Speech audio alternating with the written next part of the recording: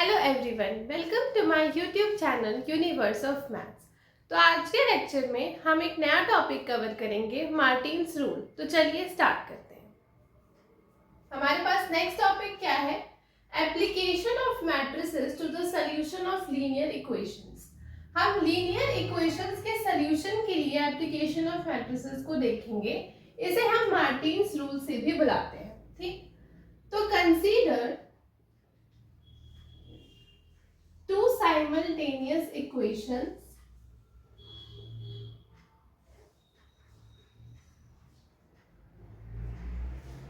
in two variables। ठीक, हमें दो साइमल्टेनियस इक्वेशंस हम कंसिडर करते हैं दो वेरिएबल्स में। तो हमारे पास लेट्स सपोज फर्स्ट इक्वेशन क्या है? a1x plus b1y is equal to c1 and second हमारे पास है a2x plus b2y is equal to c2। ये हमारे पास दो साइमल्टेनियस इक्वेशंस है दो वेरिएबल्स में, विच इज x और y। ठीक, तो these can be written in matrix form. हम इसे मैट्रिक्स फॉर्म में कैसे लिख सकते हैं? हम लिखेंगे यहाँ अपनी मैट्रिक्स A। हमारी मैट्रिक्स A कैसे बनेगी? कोफिशिएंट्स मैट्रिक्स हमारी होगी A मैट्रिक्स, मतलब हमारे जो दो वेरिएबल्स है x और y, इनके कोफिशिएंट की जो मैट्रिक्स बनेगी वो हमारी मैट्रिक्स A होगी। तो हमारे कोफिशिएंट्स है a1 a2 and b1 b2। तो ये हमारी मैट्रिक्स A बनेगी। हमारी x मैट्रिक्स क्या बनेगी? वेरिएबल्स की मैट्रिक्स बनेगी। तो हमारे पास वेरिएबल्स क्या है? x and y। और हमारे पास B मैट्रिक्स क्या बनेगी? कांस्टेंट मैट्रिक्स B होगी, जो हमारे कांस्टेंट टर्म्स की मैट्रिक्स बनेगी, which is c1 and c2। और यहाँ पर हमारे पास आएगा इक्वल। तो अगर हमारे पास साइमल्टेनियस इक्वेशन है दो वेरिएबल्स के लिए, तो हमारी इक्वेशंस हो गई, ये हमारी फर्स्ट इक्वेशन और ये हमारी सेकेंड इक्वेशन। तो this can be written in the matrix form such as this कि a into x is equal to b, जहां पर a हमारे पास क्या है? a हमारे पास है coefficient matrix of a, x हमारे पास क्या है? वेरिएबल मैट्रिक्स x, और ये b हमारे पास क्या है? Constant matrix. ठीक, हमारा a मैट्रिक्स क्या है? Coefficient matrix of a। इसका मतलब कि हमारे पास जो हमारे इक्वेशंस हैं उनमें जो वेरिएबल्स हमारे यूज हुए हैं उनके जो कोफिशिएंट्स हैं उससे मिलकर के हमारी मैट्रिक्स A बनती है। तो यहाँ पर हमारे पास दो वेरिएबल्स थे x और y, तो इनके कोफिशिएंट्स क्या है? x के कोफिशिएंट्स है a1 a2 एंड y के कोफिशिएंट्स है b1 b2। तो ये हमारी मैट्रिक्स A बन गई। हमारी x मैट्रिक्स होती है वेरिएबल मैट्रिक्स x। जितने भी वेरिएबल्स हमारी इक्वेशन में इन्वॉल्व है उनकी जो मैट्रिक्स बनेगी वो हमारी x मैट्रिक्स कहलाती है, विच इज x एंड y। और हमारी b मैट्रिक्स क्या बनती है? एक कांस्टेंट मैट्रिक्स बनती है। जो भी हमारा कांस्टेंट टर्म होगा इस इक्वेशन के अंदर, उसकी मैट्रिक्स हमारी क्या बनेगी? Matrix b। तो यहाँ पर हमारे पास मैट्रिक्स A क्या है? A हमारे पास एक 2x2 मैट्रिक्स है, और x एंड b हमारे पास क्या है? b एंड x हमारे पास इसमें दो रोज और वन कॉलम है, तो ये हमारे पास एक 2x1 की कॉलम मैट्रिसेस है।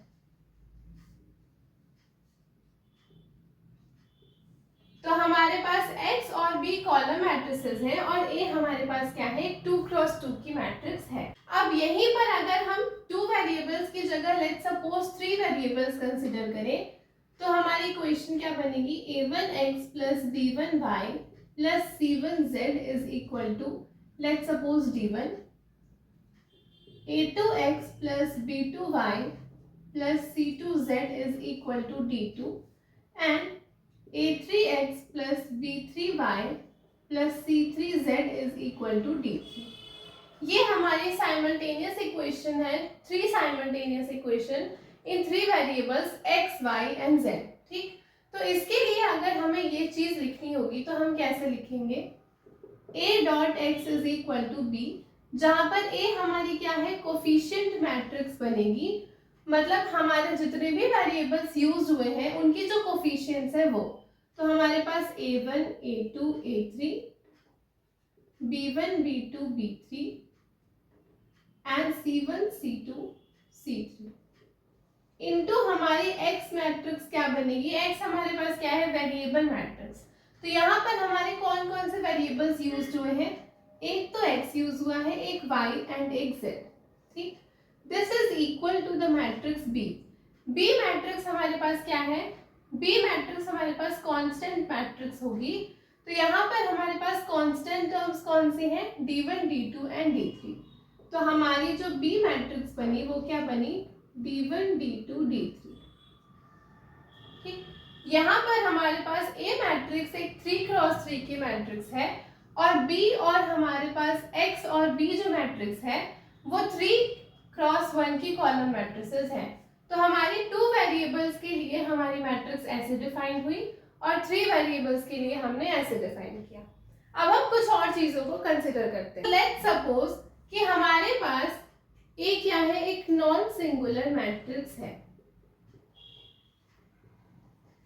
तो नॉन सिंगुलर मैट्रिक्स होने का मतलब क्या हो गया, दिस इंप्लाइज कि हमारा डिटर्मिनेंट ऑफ ए क्या है, नॉन जीरो।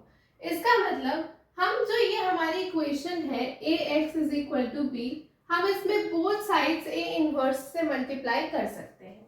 हम यहाँ पर करते हैं, हम इस मैट्रिक्स में मल्टीप्लाई बोथ साइड्स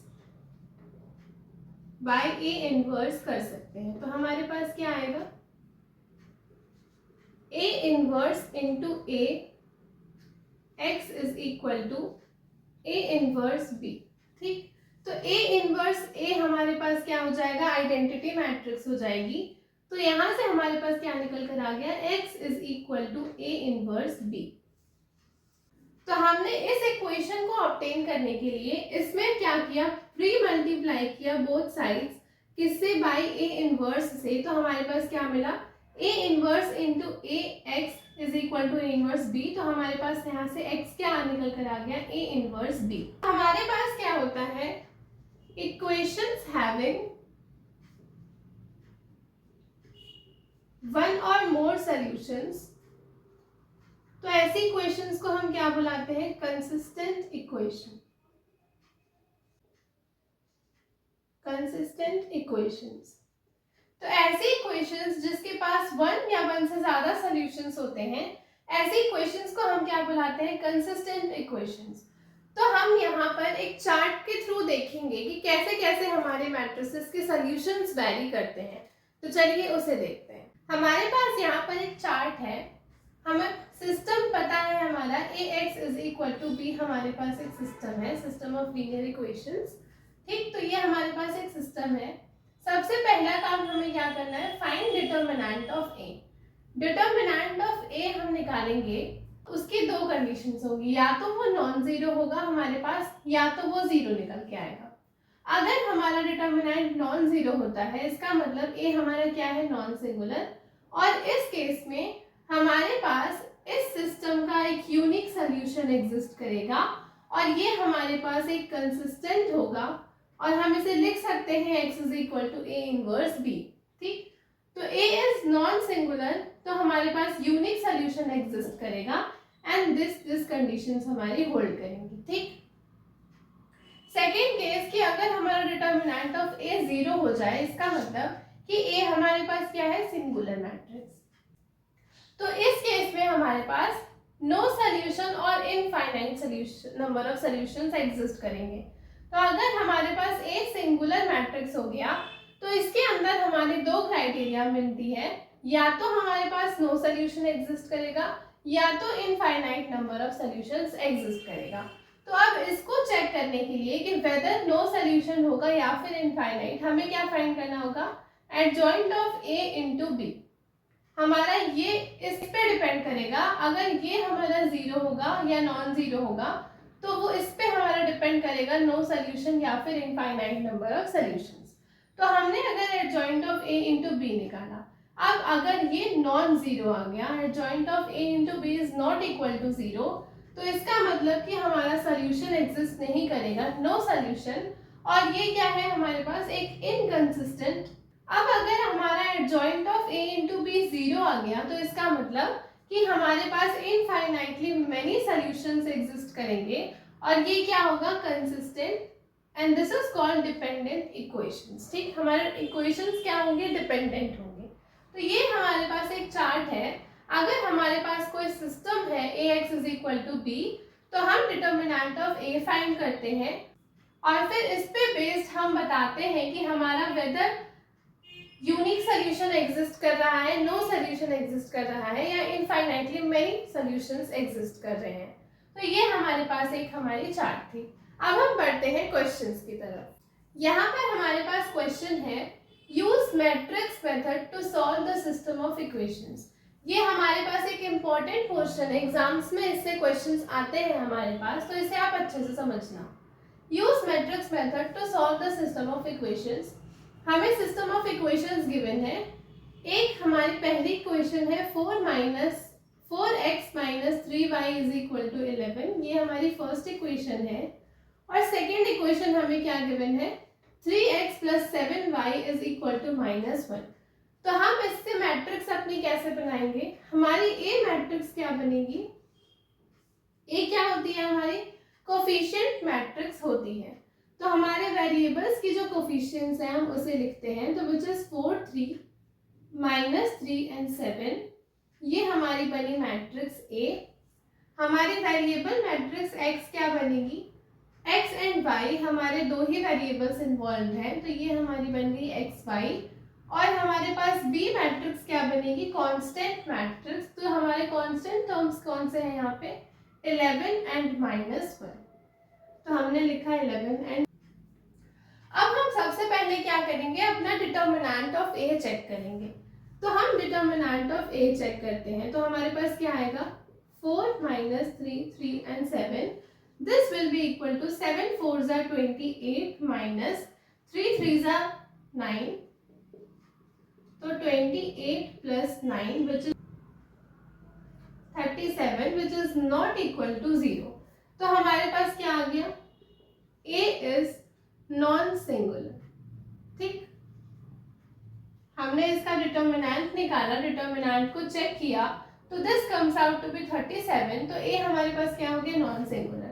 अब हमें क्या करना है, सॉल्व करना है। इसका मतलब हमें x और y की वैल्यूज बतानी है, मतलब मैट्रिक्स x को बताना है। तो हम x को कैसे लिख सकते हैं, सिंस डिटर्मिनेंट ऑफ a हमारा नॉन जीरो आया है, तो x could be written as a inverse b। तो हमें अपनी x मैट्रिक्स को फाइंड करने के लिए यही फाइंड करना है, a इनवर्स b। तो हमें a inverse into b find करना है, तो हम अपनी वैल्यूज को यहाँ पर लिख लेते हैं। हमारी डिटर्मिनेंट ऑफ a क्या निकल कर आई है, 37।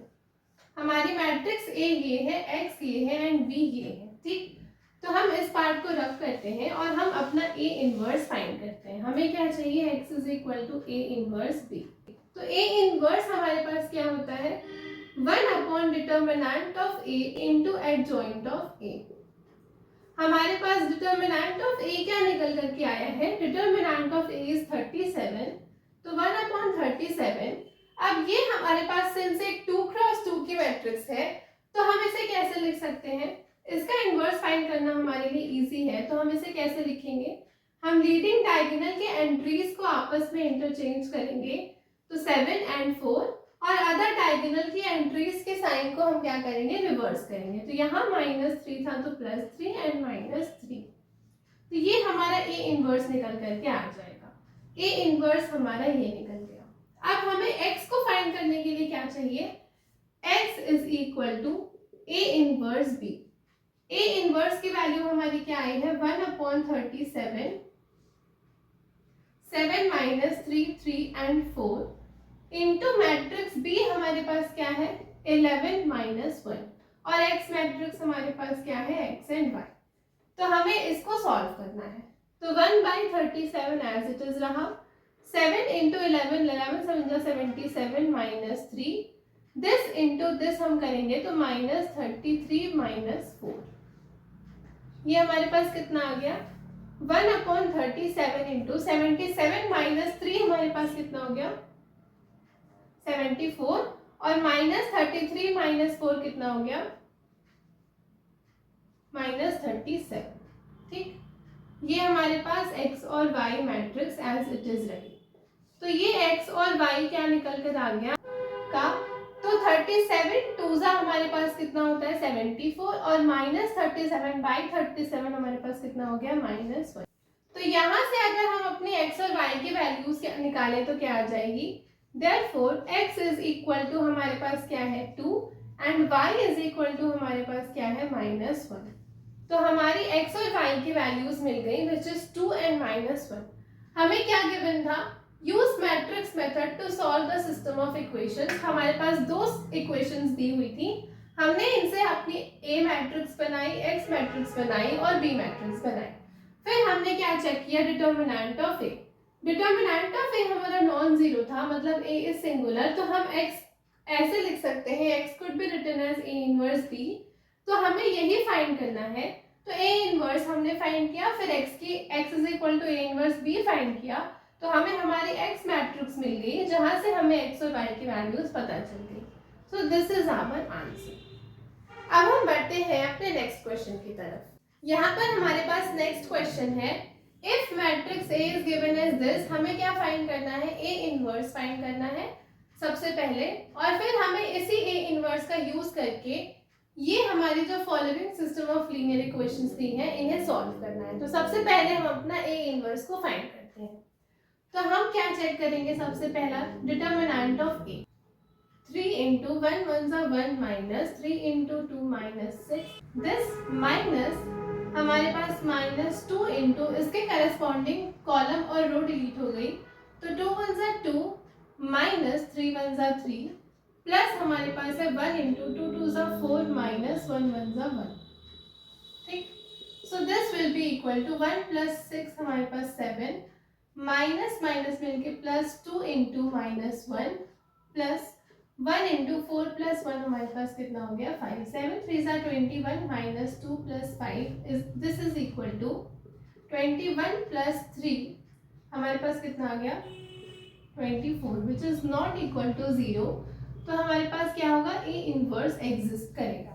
ठीक, हमारा डिटर्मिनेंट ऑफ A क्या निकल करके आ गया 24। अब हमें फाइंड करना है एडजॉइन, तो हम क्या फाइंड करेंगे, कोफैक्टर। ठीक, तो कोफैक्टर्स को हम फाइंड करते हैं। A11 हमारे पास क्या हो जाएगा, हम डायरेक्टली लिखते हैं A11 इज इक्वल टू -1 की power 2 into determinant of this part. तो हमारे पास क्या हो जाएगा 1 1s are 1 minus 3 into 2 हमारे पास कितना हो जाएगा -6। So this will be equal to 1 plus 6 हमारे पास कितना आ गया 7। तो A11 हमारे पास 7 हो गया। A12 हमारे पास क्या हो जाएगा -1 की पावर 3 इंटू हमारे पास -1 की पावर 3 इंटू डिटर्मिनेंट ऑफ, इसके करस्पॉन्डिंग कॉलम और रो डिलीट हो गई, तो 2 - 3 - 1 का determinant which will B 2 1s are 2 minus 3 into -1 हमारे पास 3 हो गया, तो -1 which is equal to 1। A13 हमारे पास क्या हो जाएगा -1 की पावर 4 इंटू डिटर्मिनेंट ऑफ, इसके करस्पॉन्डिंग कॉलम और रो डिलीट हो गई, तो 2 2s are 4 minus 1 1s are -1, तो यहाँ प्लस हो गया, so this will be equal to 5।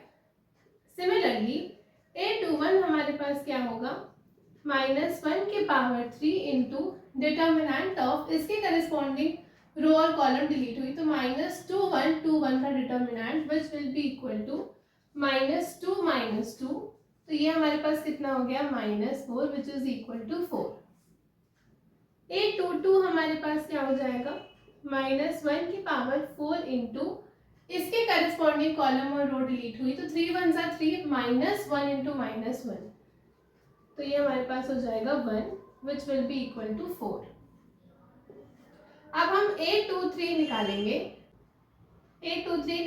तो A23 हमारे पास क्या हो जाएगा -1 की पावर 5 इंटू डिटर्मिनेंट ऑफ, इसके करस्पॉन्डिंग कॉलम और रो डिलीट हुई, तो 3 2s are 6 -2, तो 6 माइनस 2 हमारे पास कितना आ जाएगा 4, -4 आ गया। अब हम चलते हैं अपने थर्ड रो पे, तो A31 इज इक्वल टू -1 की पावर 4 इंटू इसके करस्पॉन्डिंग रो और कॉलम डिलीट हुई, तो -2 इंटू -3 हमारे पास 6 -1 into 1 1, this is equal to 5। A32 हमारे पास क्या आ गया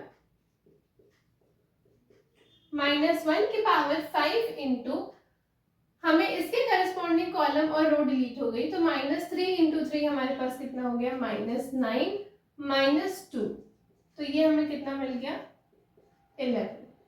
और लास्ट हमारे पास है A33, this will be equal to -1 की पावर 6 इंटू इसके करस्पॉन्डिंग कॉलम और रो डिलीट हुई, तो 3 1 3 -2 into -2 -4, so this will be equal to -1 की पावर 6 1 और 3 + 4 हमारे पास कितना हो गया 7। तो हमारे पास एडजॉइंट ऑफ ए क्या होता है कोफैक्टर्स की मैट्रिक्स का ट्रांसपोज। तो A11 हमारे पास है 7, A12 हमारे पास है 1, A13 हमारे पास है 5, A21 है 4 एंड A23 हमारे पास क्या आया है -4। फिर A31 हमारे पास 5 11 एंड 7, हमें इसका ट्रांसपोज चाहिए। तो हमारा एडजॉइंट ऑफ ए क्या निकल करके आ गया, एडजॉइंट ऑफ ए आ गया हमारे पास 7 1 5 4 4 -4 एंड 5 11 7। ठीक, तो हमारा ए इनवर्स क्या आ गया 1 upon determinant of a into adjoint of ए।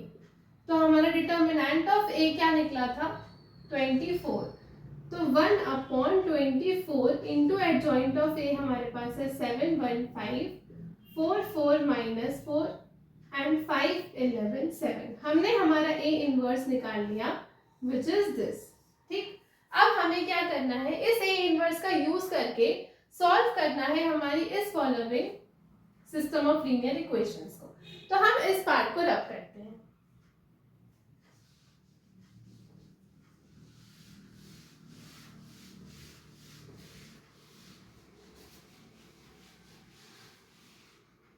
ठीक, तो हमारे पास मैट्रिक्स ए क्या बनेगी 3 2 -1 -2 1 एंड 2 और z का कोफिशिएंट 1 -3 1।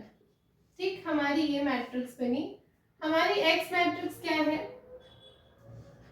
x y z, और हमारी b मैट्रिक्स क्या है इसके constant terms which is 2 -5 and 6। ठीक, तो हम कैसे लिखते हैं ax is equal to b, ax is equal to b, so this implies 3 2 -1 -2 1 2 1 -3 1 into हमारी matrix x y z is equal to 2 -5 6। हमें हमारी x मैट्रिक्स फाइंड करनी है और डिटर्मिनेंट हमारा नॉन जीरो है, तो हम प्री मल्टीप्लाई कर सकते हैं both sides by a inverse. तो हमारे पास क्या आ जाएगा x is equal to a inverse b। हमें ये फाइंड करना है।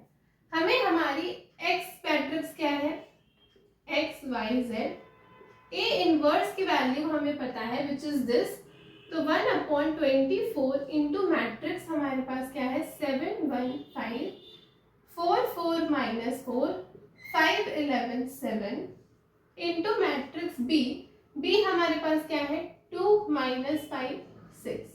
ठीक, हमें इसका प्रोडक्ट करना है, तो हम लिखते हैं 1/24 को as it is, 7 2 14 -5 4 20 plus 6 5 30, 2 1 2 -5 4 20 plus 11 6 66, 5 2 10 plus 5 4 20 plus 7 6 42। ठीक, इसको अगर हम सॉल्व करें तो 1/24 30 - 20 10 हो गया हमारे पास, और 10 + 14 हमारे पास कितना हो गया 24। 66 - 20 हमारे पास 46 हो गया, 46 + 2 हमारे पास कितना हो गया 48। एंड सिमिलरली 20 + 10 30 और 42 + 30 हमारे पास कितना हो गया 72। ठीक, ये हमारी एक्स वाई जेड मैट्रिक्स थी। सो यहाँ से हमारे पास मैट्रिक्स एक्स वाई जेड क्या निकल करके आ गई, दिस इज इक्वल टू, अगर हम इस 24 1/24 का मल्टीप्लिकेशन अंदर कर दें तो ये हमारे पास हो गया 1, 24 2s are 48 and 24 3s are हमारे पास कितना आ गया 72। देयरफॉर यहाँ से हमारी x और y और z की वैल्यू क्या निकल कर आ गई, x की वैल्यू 1, y की वैल्यू 2 एंड z की वैल्यू 3 निकल करके आ गई। ये हमारा क्या हो गया आंसर। हमें सबसे पहले अपना a इनवर्स फाइंड करना था तो हमने फाइंड किया, फिर हमें इस a इनवर्स का यूज करके अपना सिस्टम ऑफ लीनियर इक्वेशंस को सॉल्व करना था। तो ये अपनी a इनवर्स की वैल्यू रखी, अपनी b मैट्रिक्स के साथ मल्टीप्लिकेशन किया तो हमें हमारी x मैट्रिक्स मिल गई 1 2 3। तो यहाँ से हमारे पास x की वैल्यूज आ गई 1, y की वैल्यू 2 एंड z की value 3। This is our answer. तो आज की क्लास में हमने मार्टिन्स रूल को कवर किया और उसके ऊपर बेस्ड क्वेश्चंस को कवर किया। कल की क्लास में हम कुछ और क्वेश्चंस को कवर करेंगे। आज की क्लास के लिए इतना ही। अगर आपको वीडियो पसंद आई हो तो please do like share and subscribe.